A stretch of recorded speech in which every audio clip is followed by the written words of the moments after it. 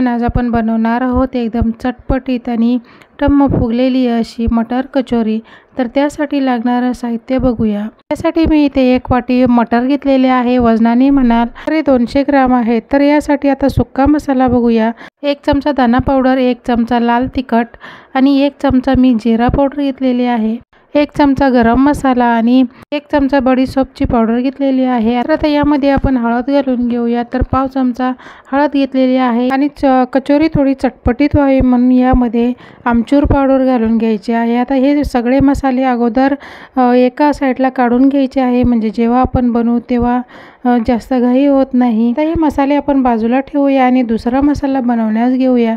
तर पॅन गरम झालेला आहे। आता यामध्ये आपण जे वाटाणे घेतले होते ते घालून घेऊया आणि यासोबतच आपल्याला 6 ते 7 हिरव्या मिरच्या घालून घ्यायच्या आहे आणि वाटाण्यासोबत आपल्याला ह्या मिरच्या चांगल्या भाजून घ्यायच्या आहेत। तर चला आता आपण हे वाटाणे चांगले भाजून घेऊया।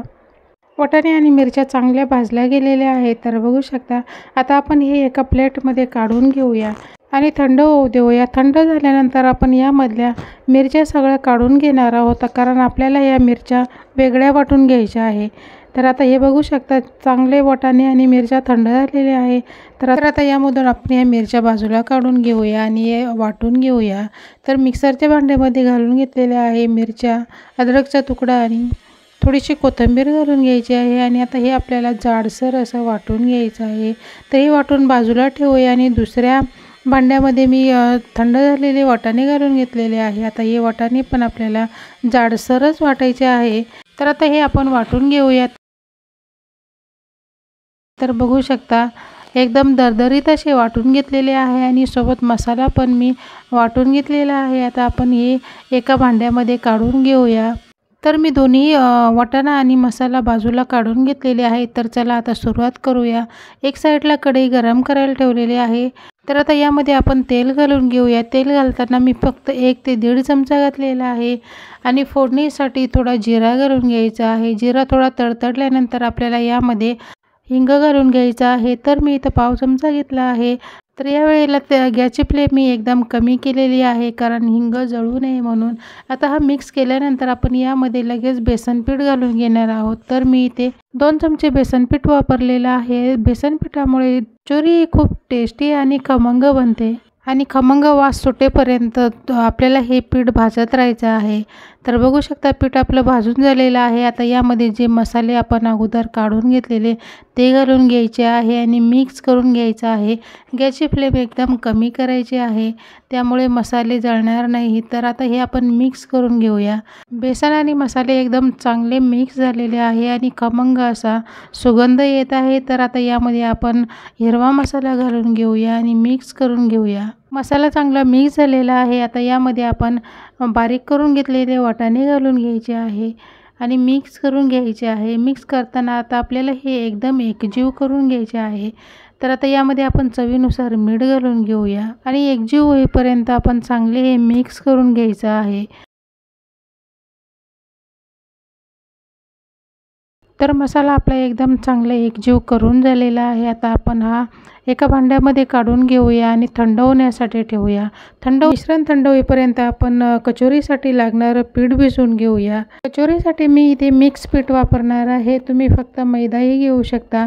तर 1 वाटी गव्हाचं पीठ घेतलेलं आणि 1 वाटी मैदा घेऊन आता हे पीठ आपण भिजवून घेणार आहोत। एका वाटीचं वजनी प्रमाण म्हणजे 200 ग्राम आहे। तर आता यामध्ये आपण चवीनुसार मीठ घालून आता आपल्याला हे पीठ मिक्स करून घ्यायचं।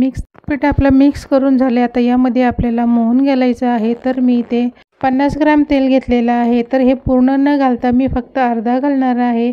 चमच्याने म्हणाल तर 3 ते 4 चमचे घालून घेतल्यानंतर आता हे आपण सर्व पिठाला एकदम व्यवस्थित असं चोळून घ्यायचं आहे आणि गुठळ्या पूर्णपणे मोडून घ्यायच्या आहे। तर आता आपण हे सगळं मिक्स करूया। तर पीठ आपलं इथे चांगलं मिक्स करून झालेलं आहे आणि बघू शकता हातात घेतल्यावर कशी एक गोळा बनतो आहे। याचा अर्थ आपल्याला पीठ एकदम छान झालेलं आहे आणि तेल पण परफेक्ट आहे। तर आता यामध्ये थोडं थोडं पाणी घालून आपण पीठ भिजवून घेऊया। तर हे पीठ आपल्याला जास्त घट्ट पण नाही आणि जास्त नरम पण नाही, असं मीडियम मळून घ्यायचं आहे। तर बघू शकता पीठ आपलं तयार आहे। आता हे आपण 10 ते 15 मिनटं झाकून ठेवूया। 10 मिनटं झाल्यानंतर आपण हे पीठ बघूया, तर बघू शकता आपलं सारण पण एकदम छानपैकी थंड झालेलं आहे आणि इतकं टेस्टी असं हे बनलेलं आहे, एकदम चटपटीत टेस्टी अशी कचोरी बनते। तर आता हे आपण मिक्स करून घेतलेलं आहे। तर कचोरी बनवायला आपण सुरुवात करूया। तर सुरुवात करण्यापूर्वी आपण असे मीडियम साईजचे गोळे बनवून घेऊया। तर आपल्याला जेवढं सारण भरायचं आहे कचोरीमध्ये तेवढे आपण असे गोळे करून तयार ठेवायचे आहे। तर मी ते 5 ते 6 गोळे तयार करून ठेवलेले आहे। तर आता आपण पीठ बघूया। 10 मिनटं झालेली आहे, पीठ आपलं चांगलं मुरलं गेलेलं आहे। आता आपण हे पुन्हा थोडंसं याला मळून घेऊया। तर पीठ इथे मी थोडं मळून घेतलेलं आहे। आता आपल्याला याचे गोळे बनवून घ्यायचे आहे। तर जेवढे आपण जे सारणाची गोळी बनवलेली आहे त्याच्यात थोडी मोठी आपल्याला पिठाची गोळी बनवून घ्यायची आहे। तर बघू शकता मी पिठाची गोळी थोडी मोठी केलेली आहे। तर आता हे आपल्याला लाटायची नाही, तर हाताने थोडीशी पसरवून घ्यायची आहे। तर बघू शकता मी हाताने पोळपाटावर कशी पसरवून घेतलेली आहे। आता यावर आपल्याला जे आपण सारणाची गोळी बनवून घेतली होती ती ठेवून घ्यायची आहे आणि जसं पुरण भरतो त्या पद्धतीने आता हे थोडं आतमध्ये दाबून आपल्याला पीठ वर करून घ्यायचं आहे। पिठाचं तोंड बंद करून आता आपल्याला हे जे एक्स्ट्राचं पीठ उरलेलं आहे ते आपण पूर्ण काढून घेणार आहोत। तर बघू शकता, तर आपण ते पिठाचं पूर्ण तोंड बंद करून घेतलेलं आहे आणि एक्स्ट्राचं जे पीठ आहे ते आपण काढून घेऊया। तर आता काढून घेतल्यानंतर हलक्या हाताने आपल्याला ही गोल गोल फिरून घ्यायची आणि हलक्या हाताने प्रेस करून घ्यायचे आहे। मध्यभागी दाब द्यायचा आहे आणि याच्यापेक्षा आपल्याला जास्त दाब द्यायचा नाही। तर बघू शकता, तर असा थोडासा दाब देऊन आता आपण ही अशा सगळ्या कचोऱ्या बनवून घेऊया। तर मी इथे 5 ते 6 कचोऱ्या बनवून घेतलेल्या आहे। एक साईडला तेल गरम केलेलं आहे। तर आता जेव्हा तळायचं असेल त्यावेळेस आपण थोडंसं अजून याला प्रेस करून घ्यायचं आहे, मध्यभागीच आपल्याला दाब द्यायचा आहे। तर सगळ्या कचोऱ्यांना असा मध्यभागी पुन्हा मी दाब देऊन घेतलेला आहे। आता आपल्याला हे तळून घ्यायचं आहे। इतक्या टेस्टी अशा ह्या कचोऱ्या बनतात, तर तुम्हाला विश्वास बसणार नाही। आता ह्या कचोऱ्या आपल्याला तळून घ्यायचं आहे, त्यासाठी मी गॅसवर तेल गरम करायला ठेवलेलं आहे आणि तेल एकदम कमी गरम आहे। तर आता अशाच तेलामध्ये आता आपल्याला ह्या कचोऱ्या सोडून घ्यायच्या आहे। म्हणजे जसं जसं तेल गरम होत जाईल आणि कचोरी आपली हळूहळू एकदम छानपैकी फुगली जाईल आणि एकदम खमंग अशी तळली पण जाईल। कचोऱ्या तळताना गॅसची फ्लेम ही एकदम कमी आहे। तर बघू शकता काही वेळातच कचोऱ्या आपोआप वरती यायला लागलेल्या आहे आणि एकदम छानपैकी अशा फुगायला पण लागलेल्या आहे। आता ह्या आपण पलटी करून घेऊया।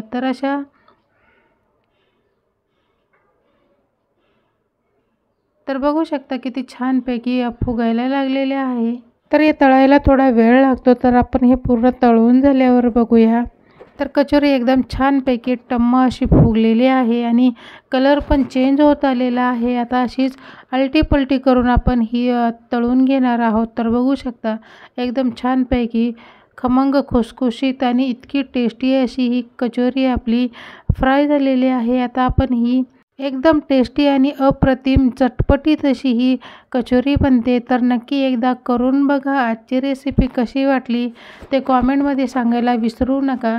तर आपल्या कचोऱ्या छानपैकी तळून झालेल्या आहे। आता आपण ह्या तळत असताना याचा कलर आपल्याला जास्त डार्क करायचा नाही, कारण आपण जेव्हा कचोरी बाहेर काढल्यानंतर त्यामध्ये भरपूर हीट असते आणि कलर त्याचा परत बदलला जातो आणि डार्क होतात। त्यामुळे आता हे आपले कचोऱ्या छानपैकी तळून झालेल्या आहे। आता आपण या काढून घेऊया।